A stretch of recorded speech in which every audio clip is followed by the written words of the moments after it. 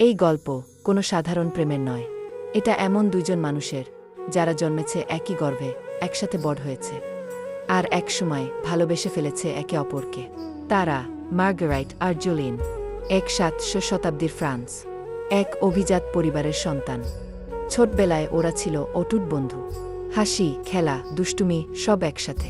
কিন্তু যত বড় হলো ততই ওদের ভালোবাসা এক নতুন রূপ নিতে লাগল। তাদের পরিবার এটা বুঝতে পারল। বিপদ বুঝে তাদের আলাদা করে দেওয়া হলো। জুলিয়েনকে পাঠিয়ে দেওয়া হলো দূরে, আর মার্গারেটকে আটকে রাখা হলো বাড়ির মধ্যে। বছরের পর বছর কেটে যায়, কিন্তু হৃদয়ে জমে থাকা ভালোবাসা কি এত সহজে মুছে যায়? জুলিয়েন ফিরে আসে, আর দেখা মাত্র মার্গারেট বুঝে যায় সে এখনও জুলিয়েনকে আগের মতোই ভালোবাসে। তারা আর নিজেকে আটকাতে পারে না। ওরা পালায় একসাথে। সমাজের চোখে অপরাধ, কিন্তু সমাজ কি ছাড়ে? ওরা ছিল ভাইবোন, ওদের প্রেম ছিল সমাজের চোখে নিষিদ্ধ, অপরাধ। ধর্ম, আইন, সমাজ কেউই ওদের জায়গা দিল না।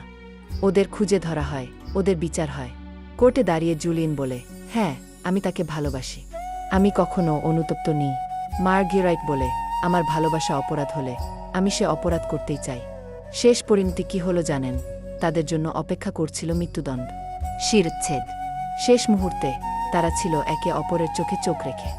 ভালোবাসা নিয়ে এসেছিল মৃত্যু, কিন্তু মৃত্যু নিতে পারেনি তাদের ভালোবাসা। মার্গারেট ও জুলিয়েন, এক নিষিদ্ধ প্রেমের গল্প, যেখানে রক্তের বাঁধন ছিঁড়ে গিয়েছিল হৃদয়ের বাঁধনে। তাদের মৃত্যু হয়েছিল, কিন্তু তাদের গল্প বেঁচে আছে আজও।